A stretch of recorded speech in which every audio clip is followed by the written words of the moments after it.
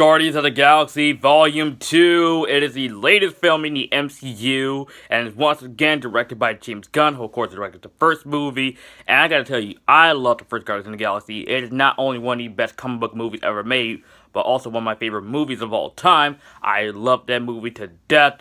That movie is in my top 10 favorite comic book movies of all time. Love Guardians of the Galaxy. Love seeing these characters again in Guardians of the Galaxy Volume 2. And let's get started with Guardians of the Galaxy Volume 2.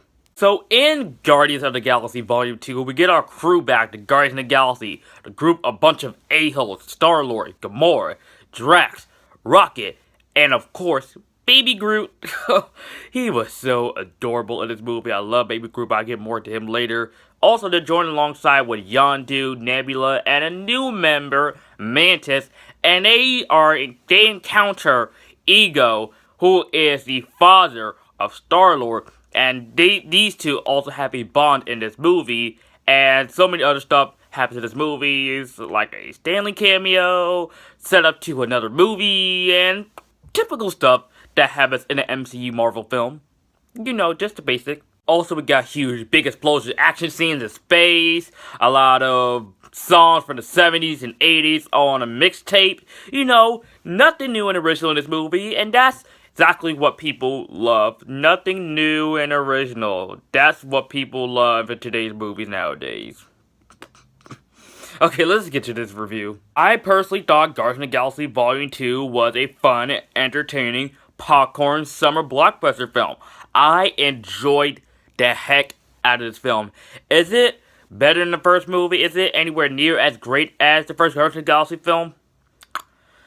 Unfortunately, it isn't. Guardians of the Galaxy Volume 2, like I said, is an entertaining, comic book, popcorn, fun, blockbuster movie.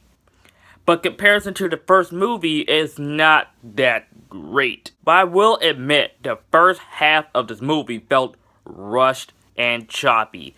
It felt like it was going to go with one transition, then to another. Then it just felt a bit choppy and rushed. And I was very surprised by experiencing that in the first 10 to 15 minutes of this movie.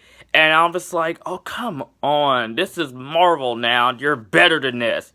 The first Guardians of the Galaxy movie had it flowed very well. The story of the first Guardians of the Galaxy film flowed very well. While some scenes of the movie was kind of like just a choppy, especially in the first half.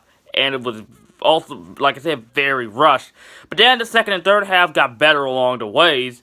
And I do think that people are being too harsh on this movie, saying this is the worst MCU film, the worst MCU sequel, this is one of the worst comic book movies in the past 5 years, and this movie just rush. It sucks.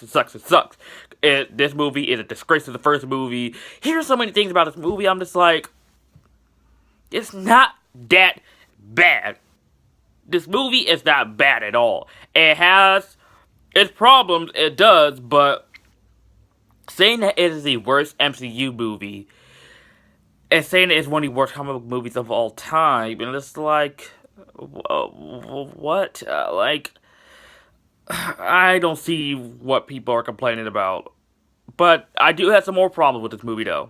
Also, the gold people in this movie I didn't really like, and this is a problem that Marvel definitely needs to fix. Since Infinity War is coming out next year, they need to work on their villains. They do. And it's coming from a guy who enjoys all of the MCU films. They need to work on their villains.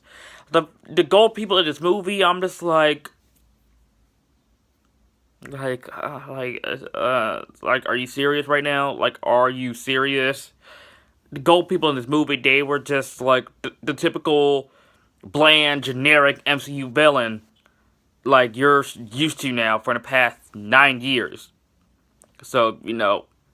And also, there was a scene in this movie that I saw last night with a packed crowd in IMAX. By the way, I saw this movie in IMAX last night. Looked fantastic in IMAX. But anyways, there was a scene in this movie. And if any of you guys saw the movie, you probably know what I'm talking about. That made me yell, what the F? I literally yelled that in the theater. I literally yelled, what the F? Because that scene was so freaking trippy, and I was wondering, like, what was going on here? If you guys seen the movie, you probably know what I'm talking about. But if you haven't, Just be prepared for the weirdness that you're about to see in Guardians of the Galaxy Volume 2. Oh my god, that scene was so freaking weird. Other than that, other the problems I do have with this movie, like I said, this was an enjoyable film. I enjoy the heck out of this movie. I had a blast watching this movie last night in the IMAX with a packed crowd. The crowd was engaged throughout the entire movie. I bet they enjoyed every second of it. Probably didn't, but who cares? The crowd was packed. I will say that. And I do love how they would just react to all the scenes in the movie, all the funny scenes, all the emotional scenes, which I'm not going to get into. I'm definitely not. But this movie was fun. Sometimes you don't really have to have a great comic book movie. Sometimes you need to have a good, entertaining, that was pretty good comic book movie. So, like I said, I don't know what people are expecting when they walk into this movie. Guardians of the Galaxy is very camp. The first movie works with the story and it blends in with the campiness. This movie, the story, sometimes it can be a little bit choppy sometimes, but later on, it flows very good. And the camp is still there. The Guardians of the Galaxy is famous for its campiness. So I don't know what people are complaining about, because there are so many comic book movies that are infamous for having rushed productions. So yeah, waste your time and energy on those comic book movies instead of this one. I also love the bonding between Star-Lord and his father, Ego. I thought their bonding in this movie was very great and very heartwarming, and it was touching. It was very touching to see that in this movie with both father, son, Star-Lord, and Ego. But then you learn why he left Star-Lord on Earth and why he was sent down to, why Yondu captured him from outer space in the first movie. I'm not going to get into why, but if you watch the movie, and there's a bit of a twist in this movie too, where I did not see that coming at all. As soon as I first saw the movie last night, I was like, oh snap. Oh snap. I didn't see that coming. I just didn't. Watch the movie for yourself. I'm not going to tell you what happened, but just watch the movie. But if you guys did see the movie, you know what I'm talking about. Yeah, that was effed up. I also thought Yondu really shined in this movie. Michael Rooker did a fantastic job as Yondu in this film. He had more to do than he did in the first film. He was great in this movie. Loved Yondu. He had so many great moments. I also liked a bit of banter with him and Rocket in this movie too. Both of them had a bonding together. Both of them had their little banter, where they comebacks at each other in this movie. Their dialogue with each other was great. I loved that. Of course, Rocket, my man. I love me some Rocket Raccoon. He was my favorite character in the first film, and it still is probably my favorite character in this movie. But him and Yondu are probably a good tie. Him and Baby Groot. Baby Groot was so freaking adorable in this movie.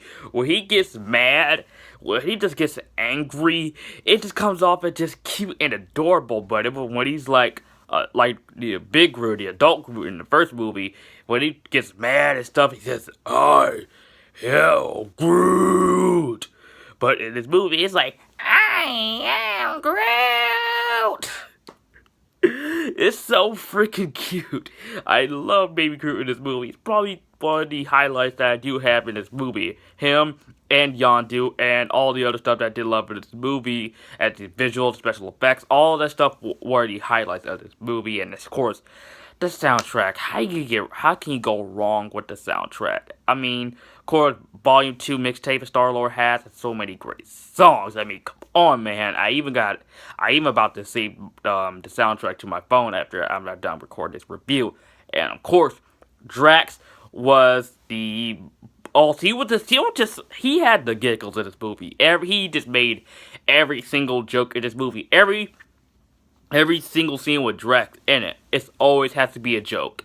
Literally, Drax was like the comedian in this movie. He made a single joke. Actually, he made more jokes in this movie than Rocket Raccoon. And Rocket Raccoon is supposed to be the comedian of the group, which is very ironic. This movie was so fun. And I also do love Nebula in this movie. I thought she was very more fleshed out than she was in the first movie. And of course, her and Gamora had this sibling rivalry thing going on.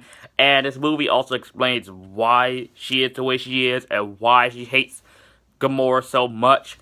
If you watch the movie, I'm not gonna spoil it for you, but you watch the movie, it is very, very clear. And I thought how they did it, I thought it made sense.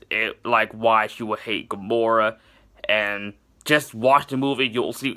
That's the type of movie where just watch it for yourself, and just experience it. And I don't need to spoil anything for you, other than that it was just fun and entertaining. But I will admit that I thought the Nebula and Gamora sibling rivalry thing in this movie could have been done much more in this movie. I liked the aspect of that, but I thought they could have done it a little bit more. But I think they're going to build that up to Avengers Infinity War. And I also thought that Gamora and Star-Lord, they're sorta, kinda, not really relationship with each other, like love interest, like sort of thing that they got going on. I like that. And I also thought that Mantis, the new member of this movie, I thought they could have used her a little bit more. I thought her character was interesting, but like I said, they could have used her a little bit more in this movie. But other than that, this movie was fun. This was a fun movie. Like I said, sometimes you gotta have a fun comic book movie. You don't need like a really great Dark Knight, Captain America Civil War type of comic book movie. You just need just a fun, enjoyable popcorn film, like Guardians of the Galaxy Volume 2. And I don't really care really what you guys say to me, like you're a Marvel fanboy, like you're sucking Marvel's junk, and say I'm a DCEU hater, I'm a DC hater. I personally don't want to start that Marvel and DC fight. I really don't. I don't want to start a fight with Marvel fans and DC fans. I just don't want to start that, because that fight is just so stupid and pointless that it really goes nowhere at all. It really doesn't. And I have better things to do and to think about than it's just a silly, stupid Marvel DC debate. So that was my mini rant on that whole Marvel DC thing, fanboy versus fanboy. Just a little rant. Also, there is a cameo of a particular Marvel character that you might or might not know. He probably had his own movie 3 decades ago. And he probably had a cameo in the first movie. But I don't know, you guys might know him. You probably guys know him. Or not. It's cool. I personally do not know this guy. I might do, might not, might do, might not. Quack quack! I'm gonna give Guardians of the Galaxy Volume 2 a B+. And like I said, not every comic book movie has to be as great as The Dark Knight, or Captain America Civil War, or The Avengers. You just need a fun comic book movie like this. But you know, we live in a world where if it sucks, 0 out of 10. If it's great, 10 out of 10. You just need a good B+, A out of 10 movie. Just, come on. But we live in a world where everything has to be great or everything has to suck. So, that's society for you. But anyways, guys, let me know what you think of Guardians of the Galaxy Volume 2 in the comments section down below. Or if you haven't seen it, let me know if you're going to see it, whether in regular, or 3D, or IMAX 3D. Let me know. Or even online. Matter of fact, don't even watch it online. This movie is too good to not see in theaters. Don't watch it online. If you don't want to watch it in theaters, wait for the Blu-ray or 3D Blu-ray or 4K or whatever. Just, if you want to see the movie, or if you don't, just let me know in the comment section down below. And as always, guys, if you're new to my channel and you like this video, like, comment, subscribe, and I'll see you guys next time.